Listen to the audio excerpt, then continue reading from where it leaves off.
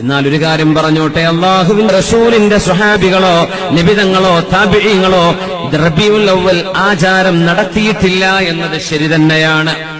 നോക്കൂ, ഇതിനപ്പുറം അദ്ദേഹം പറയുന്നുണ്ട് എന്ത്, എന്നാൽ അത് നല്ലതാണ്, നല്ല വിധത്താണ്, നമുക്കത് ചെയ്യാമെന്നുള്ളത്. എന്നാൽ തുടക്കത്തിൽ ഈ പറഞ്ഞ ഒരു പോയിന്റാണ് വിശ്വാസികൾക്ക് ആവശ്യം.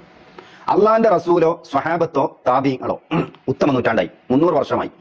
ഈ ഉത്തമ നൂറ്റാണ്ടിൽ നബിദിനാഘോഷം റബീഉൽ അവ്വലിലുള്ള ആചാരം അവരാരും നടത്തിയിട്ടില്ല എന്നത് ശരി തന്നെയാണ്. ഞങ്ങളല്ല പറഞ്ഞത്, സിൻസാർ ലഹ്കുദവി സമസ്തയിലെ പ്രഗത്ഭ നേതാവാണ്. നോക്കൂ സഹോദരങ്ങളെ, ഇതെങ്കിലും വിശ്വസിച്ചൂടെ? അള്ളാന്റെ റസൂലും സ്വഹാബത്തും താബിഈങ്ങളും ഇവരാരും ചെയ്യാത്ത ഒരു ആചാരം നമ്മൾ ചെയ്താൽ നമുക്കതിന്റെ പ്രതിഫലം കിട്ടോ? ഇവരൊക്കെ സ്വർഗത്തിന്റെ നേതാക്കളാണ്. പ്രവാചകർ സല്ലല്ലാഹു അലൈഹി വസല്ലമ തങ്ങൾ പഠിപ്പിച്ച സുന്നത്തിലുപരി പ്രവാചകർ ഒരു യാത്ര പോകുമ്പോൾ ഒരു മരം, മുറിഞ്ഞ മരം കാണുമ്പോൾ അവിടുന്ന് പ്രവാചകർ അവിടുന്ന് കുനിഞ്ഞു പോകും. കാലങ്ങൾക്ക് ശേഷം സ്വഹാബത്ത് ആ ഒരു വഴിയിലൂടെ പോകുമ്പോൾ ആ മരമില്ല. എന്നാൽ പ്രവാചകരോടുള്ള സ്നേഹം കൊണ്ട് അവരവിടുന്ന് കുനിഞ്ഞുപോയി. അതൊരു സുന്നത്തായ കാര്യമായിട്ടൊന്നുമല്ല.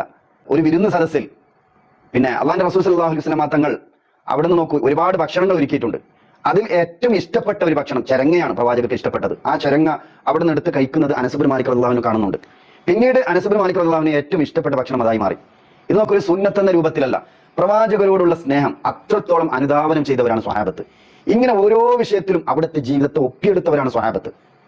ഇവരാരും ചെയ്യാത്ത ഈ ജന്മദിനം ആഘോഷം സഹോദരങ്ങളെ എവിടുന്ന് കിട്ടി? പരിശോധിക്കണം നാം. ഇത് സുന്നി മുജാഹിദ് ഒരു വിഷയമല്ല, ഏതെങ്കിലും സംഘടനാപരമായുള്ള വിഷയമല്ല, ഇത് ദീനാണ്. ഇത് ഇവിടുത്തെ സലഫികൾ എന്തുകൊണ്ട് ചെയ്യുന്നില്ല? ഇങ്ങനെയുള്ള ആചാരം നടത്തുന്നില്ല. റാലിയും അതുപോലെ തന്നെ പിന്നെ ഒരുപാട് പാട്ടും പ്രസംഗവും ഇത്തരത്തിൽ പ്രത്യേകമായ മൗലൂദാഘോഷം ഇതൊന്നും ഇവർ നടത്തുന്നില്ല. എന്തുകൊണ്ട്? അള്ളാന്റെ റസൂലും സഹാബത്തും കാണിക്കാത്തത് കൊണ്ടാണ്. പ്രവാചകരോടുള്ള സ്നേഹം എങ്ങനെയാണെന്ന് അള്ളാഹ് തന്നെ പറഞ്ഞിട്ടുണ്ട്. ഖുൽ ഇൻ കുൻതും തുഹിബ്ബൂനല്ലാഹ്, നിങ്ങൾ അള്ളാഹുവിനെ ഇഷ്ടപ്പെടുന്നവരാണെങ്കിൽ ഫത്തബിഊനി, അള്ളാന്റെ റസൂലിനെ നിങ്ങൾ പിൻപറ്റണം, എങ്കിൽ യുഹ്ബിബുക്കുമുല്ലാഹ്, അള്ളാഹു നിങ്ങൾ ഇഷ്ടപ്പെടും. വയഗ്ഫിർ ലക്കും ദുനൂബക്കും, നിങ്ങളുടെ പാപങ്ങൾ അവൻ പുറത്തു തരും. നോക്കൂ, അപ്പൊ പ്രവാചകരോടുള്ള സ്നേഹം എങ്ങനെയാണ്? ഇത്തിബാ ചെയ്തിട്ടാണ്. വമാ ആതാകുമുർ റസൂലു ഫഖുദൂ വമാ നഹാകും അൻഹു ഫന്തഹു. അല്ലാഹുവിന്റെ റസൂൽ എന്താണോ കൊണ്ടുവന്നത് അത് മുറുകെ പിടിക്കുക. പ്രവാചകർ എന്താണോ വിരോധിച്ചത് അതിൽ നിന്ന് മാറി നിൽക്കുക. ഇതാണ് പ്രവാചകരോടുള്ള ആത്മാർത്ഥമായ സ്നേഹം. അല്ലാത്തത് കാപട്യമാണ്. 5 വക്ത് ജമാഅത്തോടെ പള്ളിയിൽ വന്ന് നമസ്കരിക്കുക പുരുഷന്മാർ, ഇത് പ്രവാചകരോടുള്ള സ്നേഹമാണ്. അതിലുപരി കൃത്യമായി അളന്നു നോക്കി സക്കാത്ത് കൊടുക്കുക, പ്രവാചക സ്നേഹമാണ്. ഹജ്ജ് ചെയ്യുക, പ്രവാചക സ്നേഹമാണ്. അനാഥ കുട്ടികളെ സംരക്ഷിക്കുക, പ്രവാചക സ്നേഹമാണ്. വിധവകളെ ഏറ്റെടുക്കുക, പ്രവാചക സ്നേഹമാണ്. അതിലുപരി അയൽവാസികളുമായി ഏറ്റവും നല്ല ബന്ധം സ്ഥാപിക്കുക, പ്രവാചക സ്നേഹമാണ്. പലിശയുമായി ബന്ധം മുറിക്കുക, അത് വാഹനം വാങ്ങുമ്പോഴും വീടുണ്ടാക്കുമ്പോഴും പലിശയുമായി ഒരു ബന്ധം ഉണ്ടാകില്ല, അത് പ്രവാചക സ്നേഹമാണ്. താടി നീട്ടി വളർത്തുക, പ്രവാചക സ്നേഹമാണ്. നിര്യാണിക്ക് മുകളിൽ വസ്ത്രം ധരിക്കുക, പ്രവാചക സ്നേഹമാണ്. ഇതൊന്നും ചെയ്യാതെ അള്ളാഹുവിനോട് മാത്രം വിളിച്ച് പ്രാർത്ഥിക്കുക, അല്ലെ അള്ളാഹുവിന്റെ തൗഹീദിന് വേണ്ടി പോരാടുക, ആ ശബ്ദം ജനങ്ങൾക്ക് എത്തിച്ചു കൊടുക്കുക, പ്രവാചക സ്നേഹമാണ്. ഷിർക്കിനെതിരെ ശബ്ദിക്കുക, പ്രവാചക സ്നേഹമാണ്. ബിദഅത്തിനെതിരെ ശബ്ദിക്കുക, പ്രവാചക സ്നേഹമാണ്. ഇതൊന്നും ചെയ്യാതെ ഈ റബീഉൽ അവ്വൽ മാസം വരുമ്പോൾ എല്ലാ തോന്നിവാസം ചെയ്ത് ഒരു ജമാഅത്തിൽ പള്ളിയിൽ പോലും വരാതെ, നോക്കൂ അത് വെറുതെ പറയുന്നതല്ല, ഈ റബീഉൽ അവ്വൽ മാസം വരുമ്പോൾ 100 കണക്കിന് ആളുകൾ റാലിയിൽ പോകാറുണ്ട്. അന്ന് സുബഹിക്ക് അതേ മഹല്ലിലുള്ള പള്ളിയിൽ എത്ര പേരുണ്ട് ജമാഅത്തിന്? സുബഹി ജമാഅത്തിന് എത്ര പേരുണ്ട്? നിങ്ങൾ ഒന്ന് നിഷ്പക്ഷമായി ചിന്തിച്ചു നോക്കൂ. ഇതൊന്നും പ്രവാചക സ്നേഹമല്ല സഹോദരങ്ങളെ, ഇത് വെറും കാട്ടിക്കൂട്ടലാണ്. ഒന്നെങ്കിൽ ഇവിടുത്തെ സലഫികളോടുള്ള അന്ധമായ വിരോധം, കക്ഷിത്വം, അത് കാരണം വാശി കൊണ്ട് ചെയ്യുന്നു. മുസ്ലിയാക്കന്മാരാവട്ടെ അവരതിലൂടെ ജീവിക്കുകയാണ്. അവർക്ക് ഈ മാസം എന്നുള്ളത് ഏറ്റവും വലിയ ഓഫറിന്റെ മാസമാണ്. നല്ല കാശ് കിട്ടും, ഷാപ്പാട് കിട്ടും, അതിലൂടെ അവരങ്ങനെ ജീവിക്കുന്നു ഹറാമിലൂടെ. എന്നാൽ സാധാരണക്കാർ നിങ്ങളൊന്ന് ചിന്തിച്ചു നോക്കൂ. ഇത് അള്ളാന്റെ റസൂലും സ്വഹാബത്തും താബിഈങ്ങളും ഉത്തമ നൂറ്റാണ്ട് ആരും ചെയ്യാത്തത്, പിന്നെ നമുക്ക് എങ്ങനെയാണ് അവരാരും ചെയ്യാത്തത് നമുക്ക് പ്രതിഫലം കിട്ടുക?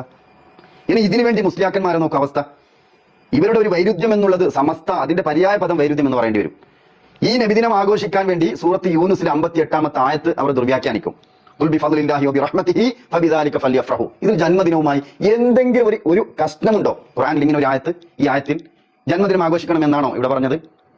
ഈ ആയത്തും അള്ളാന്റെ റസൂലിന്റെ ജന്മവുമായി വല്ല ബന്ധവുമുണ്ടോ സഹോദരങ്ങളെ? ഏതെങ്കിലും ഒരു മുഫസ്സിർ, അല്ലെ ഞങ്ങൾ ഷാഫി മദബിന്റെ ആളാണ്, അല്ലെ അനഫി, മാലിക്, ഹംബലി ഇങ്ങനെയൊക്കെ പറയുന്ന ആളുകൾ, ഇവർക്ക് ശരിക്കും പറഞ്ഞാൽ മാഫി മദബാണ്, ഒരു മദബും ഇല്ല. ഷാഫി മദബിന്റെ ഏതെങ്കിലും ഒരു ഖൗല് കൊണ്ടുവരാൻ പറ്റുമോ ജന്മദിനവുമായി ബന്ധപ്പെട്ട്? ഇത് വെറുതെ ആളുകളെ സാധാരണക്കാർ ചിന്തിച്ചോളി.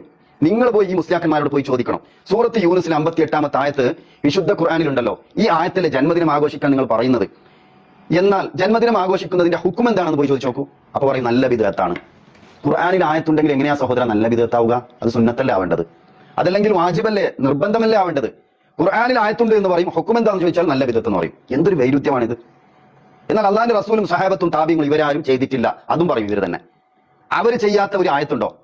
സ്വഹാബത്ത് 10 ആയത്ത് പഠിക്കും, ജീവിതത്തിലേക്ക് കൊണ്ടുവരും, പിന്നീട് അടുത്ത ആയത്ത് ചെയ്യും. ഒരു ആയത്ത് പോലും അവർ അമൽ ചെയ്യാതെ വിട്ടുപോയിട്ടില്ല. എന്നാൽ നിങ്ങൾ തന്നെ പറയും അവരാരും ജന്മദിനം ആഘോഷിച്ചിട്ടില്ല, റബീഉൽ അവ്വൽ ആചാരം നടത്തിയിട്ടില്ല. എന്നാൽ ഖുർആനിൽ ആയത്തുണ്ടോ? ഉണ്ട്. അതിന്റെ ഹുക്കം എന്താ? ബിദ്അത്ത്. എന്തൊരു വൈരുദ്ധ്യമാണ്. സാധാരണക്കാരെ നിങ്ങൾ ചിന്തിച്ചോളി. ഇതൊക്കെ മുസ്ലിയാക്കന്മാർ ജീവിക്കാൻ വേണ്ടി, അവർക്ക് ഈ മാസത്തിൽ നല്ല കാശും നല്ല ശാപ്പാടും ഇങ്ങനെ ജീവിക്കുന്നവരാണ്. നമുക്ക് നമ്മുടെ പരലോകം ഓർക്കണം. കാരണം ഇതൊക്കെ ബിദ്അത്താണ്. ദീനിൽ പിന്നെ അള്ളാഹുവിന്റെ റസൂൽ സ്വഹാബത്ത് പഠിപ്പിക്കാത്തത് കൊണ്ടുവന്നാൽ അത് ബിദ്അത്തായി മാറും. മൻ അഹ്ദസ ഫീ അംറിനാ ഹാദാ മാ ലൈസ മിൻഹു ഫഹുവ റദ്ദുൻ. നമ്മുടെ കൽപ്പന ഇല്ലാത്ത ഒരു കാര്യം ആരെങ്കിലും ദീനിലേക്ക് കൊണ്ടുവന്നാൽ അത് തള്ളിക്കളയണം. കാരണം മതം പൂർത്തിയാക്കിയിട്ടുണ്ട്. അല്യൗമ അക്മൽതു ലക്കും ദീനക്കും വഅത്മംതു അലൈക്കും നിഅമതി വറദീതു ലക്കുമുൽ ഇസ്ലാമ ദീന. ഹജ്ജത്തുൽ വിദായിൽ വെച്ച് അള്ളാഹുവിന്റെ റസൂൽ പറയാണ്, ഇന്നത്തെ ദിവസം മതം പൂർത്തീകരിച്ചു, ഇനി കൂട്ടാനോ കുറക്കാനോ നമുക്ക് ആർക്കും അവകാശമില്ല. ഇത് കൂട്ടിയ ബിദ്അത്താണ്. ഹിജ്റ 700 മുളഫർ എന്ന രാജാവ് കൊണ്ടുവന്ന ആചാരമാണ്. ഇതേ സെൻസാറിലൊക്കെ പറയുന്നുണ്ട്, കേട്ടു നോക്കൂ. ഹിജ്റ 7-ാം നൂറ്റാണ്ട് മുതൽ ഇർബിലിന്റെ രാജാവായിരുന്ന അൽ മുളഫർ തുടങ്ങി വെക്കുകയും ചെയ്ത ആ ഒരു പ്രഗത്ഭമായ നന്മയെ കേട്ടല്ലോ. ആരാ കൊണ്ടുവന്ന്? മുളഫർ എന്ന രാജാവ്. മുളഫർ എന്ന രാജാവ് എന്ന് പറഞ്ഞാൽ ആരാ? മതപണ്ഡിതനാണോ? ഇസ്ലാമിക പണ്ഡിതനാണോ? ഉലമാക്കളാണ്? ഉലമാക്കളിൽപ്പെട്ട ആളാണോ? അല്ല. ഒരു രാജാവ് കൊണ്ടുവന്നത് ദീനുമായി എന്ത് ബന്ധമാണുള്ളത്? സഹോദരങ്ങളെ ഒന്ന് ചിന്തിച്ചു നോക്കൂ. ഇതാണ് നമ്മുടെ നാട്ടിൽ ഇന്ന് നടക്കുന്നത്. ഇനി ഈ റബീഉൽ അവ്വൽ മാസത്തിൽ അള്ളാഹിന്റെ റസൂലിനോടുള്ള സ്നേഹം എന്ന പേരിൽ, സ്നേഹത്തിന്റെ പേരിൽ നടത്തുന്ന മൗലൂദ്, ഈ മൗലൂദിനെ കുറിച്ച് നിങ്ങൾ അന്വേഷിച്ചിട്ടുണ്ടോ? പ്രത്യേകിച്ച് സ്ത്രീകളോടും സാധാരണക്കാരോടാണ് പറയാനുള്ളത്. അള്ളാഹിന്റെ റസൂലിന്റെ മദ്ഹ് അതിലുണ്ട്. അള്ളാഹിന്റെ റസൂലിനോടുള്ള സ്നേഹത്തിന്റെ പേരിലല്ലേ നിങ്ങൾ പറയുന്നത്, എങ്കിൽ ഒരുപാട് കെട്ടുകഥകളും അതിലുണ്ട്. അതിലുപരി അള്ളാഹിന്റെ റസൂലിനെ വിളിച്ച് പ്രാർത്ഥിക്കുന്ന വരികളും അതിലുണ്ട്. പ്രവാചകർ പാടുപെട്ട് അധ്വാനിച്ച തൗഹീദിന്റെ വിരുദ്ധമായ വരികളാണ് അതിലുള്ളത്.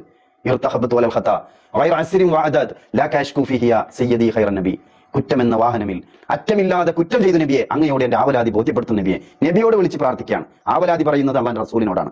എന്നാൽ വിശുദ്ധ ഖുർആനിൽ മഹാനായ യാക്കൂബ് നബി അലൈഹി സ്വലാം നോക്കൂ, ഇന്നമാ അഷ്കൂ ബസ്സി വഹുസ്നി ഇലല്ലാഹ്, എന്റെ വ്യസനവും എന്റെ വേവലാതിയും ഞാൻ എന്റെ റബ്ബിനോടാണ് പറയുന്നത്. അതുപോലെ അള്ളാഹിന്റെ റസൂൽ സൂറത്തുൽ ജിന്നിൽ അള്ളാഹ് പ്രഖ്യാപിക്കാൻ പറയുന്നുണ്ട്, ഖുൽ, പറയുക നബിയെ, ഇന്നമാ അദ്ഉ റബ്ബി വലാ ഉശ്രികു ബിഹി അഹദ, ഞാൻ എന്റെ റബ്ബിനോട് മാത്രമേ വിളിച്ച് ദുആ ചെയ്യുകയുള്ളൂ, അവനിൽ ഞാൻ ഒരാളെയും പിന്നെ പങ്കു ചേർക്കുകയില്ല. ഈ ആയത്തിന് വിരുദ്ധമല്ലേ മൗലൂദിലുള്ള പല വരികളും?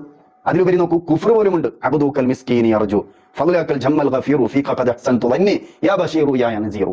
പല ആളുകളും വിചാരിച്ചത് അള്ളാഹിന്റെ റസൂലിനെ പുകഴ്ത്തുന്നു. തുടക്കത്തിൽ തന്നെ എന്താ പറയുന്നത്? അബ്ദുക്കൽ മിസ്കീനി അർജു, അങ്ങയുടെ സാധുവായ അടിമ. അള്ളാഹിന്റെ റസൂലിന്റെ അടിമയാണ് നമ്മൾ. ഇന്നി അബ്ദുല്ലാഹ്, വിശുദ്ധ ഖുർആൻ നോക്കൂ, മഹാനായ ഈസാ നബി അലൈഹി സ്വലാം പറയുന്നത്, ഞാൻ അല്ലാഹുവേ ഞാൻ നിന്റെ അടിമയാണ്. ആതാനിയൽ കിതാബ വജഅലനി നബിയ, വിശുദ്ധ ഖുർആനിലെ ആയത്താണ്. അതിലുപരി അള്ളാഹിന്റെ റസൂൽ എത്ര സ്ഥലത്താണ് പറയുന്നത്, ഞാൻ അല്ലാഹുവേ ഇന്നി അബ്ദുക, ഞാൻ നിന്റെ അടിമയാണ്, അല്ലെ? പിന്നെ സയ്യിദുൽ ഇസ്തിഗ്ഫാർ കാണാം, അല്ലാഹുമ്മ അൻത റബ്ബി ലാ ഇലാഹ ഇല്ലാ അൻത ഖലഖ്തനി വഅന അബ്ദുക വഅന അലാ അഹദിക. ഇവിടെ നോക്കൂ, അല്ലാഹു ഞാൻ നിന്റെ അടിമയാണെന്നാണ് പറയുന്നത്. എന്നാൽ ഈ മൗലൂദ് കിതാബിൽ അള്ളാഹിന്റെ റസൂലിന്റെ അടിമയാണെന്നാണ് പറയുന്നത്. കുഫ്റാണ്. ഇനി നോക്കൂ സഹോദരങ്ങളെ, ഇത്തരത്തിലുള്ള അള്ളാഹിന്റെ റസൂൽ പഠിപ്പിക്കാത്ത ഒരുപാട് വരികൾ ഇതിൽ ചേർത്ത് ഇതിനെ പാടിയാൽ അള്ളാഹിന്റെ റസൂലിന് ഇഷ്ടപ്പെടുമോ? അള്ളാഹ് ഇഷ്ടപ്പെടുമോ? ഇതാണോ പ്രവാചക സ്നേഹം? ഇതാണോ മദ്ഹ്? ഇതൊരിക്കലും മദ്ഹല്ല. അള്ളാഹിന്റെ റസൂലിന്റെ പേരിൽ മദ്ഹ് പാടുന്നത് ആര് വിരോധിച്ചതല്ല.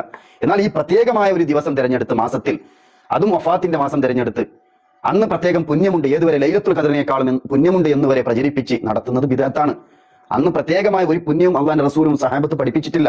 പഠിപ്പിക്കാത്തത് മതത്തിലേക്ക് നാം കടത്തിക്കൂട്ടാൻ പാടില്ല. ഇനി അതിലുപരി നോക്കൂ, അള്ളാഹിന്റെ റസൂൽ വഫാത്തായ ദിവസമല്ലേ റബീഉൽ അവ്വൽ 12 എന്നുള്ളത്? മരിച്ച ദിവസമാണ്, വഫാത്തായ ദിവസമാണ് എന്നതിൽ ആർക്കും സംശയമോ തർക്കമോ ഇല്ല. എന്നാൽ ജനിച്ച ദിവസത്തിൽ അഭിപ്രായ വ്യത്യാസമുണ്ട്. 10ഓളം അഭിപ്രായങ്ങളിൽ ഒരു അഭിപ്രായമാണ് റബീഉൽ അവ്വൽ 12 എന്നുള്ളത്. എന്നാൽ നമ്മുടെ മനസ്സിൽ എന്നും തങ്ങി നിൽക്കുക ജനനത്തിന് ഉപരി മരണമാണ്. നോക്കൂ, നമ്മുടെ ഉമ്മയും നമ്മുടെ ഉപ്പയും നാം ഏറെ സ്നേഹിക്കുന്നവരാണ്.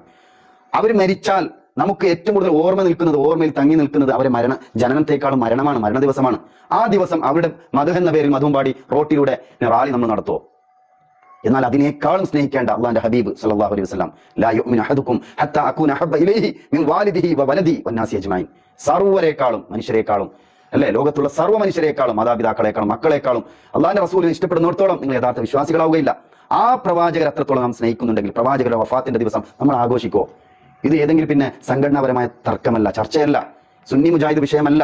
ഇത് ദീനാണ് സഹോദരങ്ങൾ. ആ രൂപത്തിൽ ചിന്തിച്ച് സത്യം ഉൾക്കൊണ്ട് സത്യത്തിൽ അടിയുറച്ചു നിൽക്കുക. അത് ഒറ്റപ്പെട്ടാലും ശരി, എല്ലാ ആളുകളും ബന്ധം മുറിച്ചാലും ശരി, സത്യത്തിന്റെ കൂടെ നിന്നാൽ നാളെ പരലോകത്ത് നമുക്ക് രക്ഷപ്പെടാൻ സാധിക്കും. വഖുൽ ജാഅൽ ഹഖ്ഖു വസഹഖൽ ബാതിൽ ഇന്നൽ ബാതില കാന സഹൂഖ. സത്യം വന്നാൽ അസത്യം പരാജയപ്പെടും. അസത്യം പരാജയപ്പെടുക തന്നെ ചെയ്യും. സത്യത്തിനാണ് അന്തിമ വിജയം. അതുകൊണ്ട് സത്യത്തിന്റെ കൂടെ നിൽക്കുക, സത്യസന്ധന്മാരെ കൂടെ നിൽക്കുക. വകൂനു മഅ സ്വാദിഖീൻ, സത്യസന്ധന്മാരുടെ കൂടെ നിൽക്കാനാണ് വിശുദ്ധ ഖുർആനിന്റെ കൽപ്പന. അത് കുറച്ചാളായാലും ന്യൂനപക്ഷമായാലും, അല്ലെ, ബഹുഭൂരിപക്ഷം വരുന്ന ആളുകൾ വിജയിച്ചവരല്ല. വമാ അക്സറുൻ നാസ് വലൗ ഹറസ്ത ബിമുഅ്മിനീൻ. നബിയെ, നാം എത്ര ആഗ്രഹിച്ചാലും ബഹുഭൂരിപക്ഷം വരുന്ന ആളുകൾ വിശ്വാസികളല്ല. അതുപോലെ തന്നെ വിശുദ്ധ ഖുർആനിൽ നമുക്ക് മറ്റൊരു ആയത്തിൽ കാണാം, വമാ യുഅ്മിനു അക്സറുഹും ബില്ലാഹി ഇല്ലാ വഹും മുശ്രികൂൻ. ജനങ്ങളിൽ അധിക പേരും അള്ളാഹുവിൽ പങ്കു ചേർക്കാതെ അവനിൽ വിശ്വസിക്കുന്നില്ല. അതുകൊണ്ട് ഭൂരിപക്ഷം എന്നുള്ളത് ഇസ്ലാമിന്റെ മാനദണ്ഡമല്ല.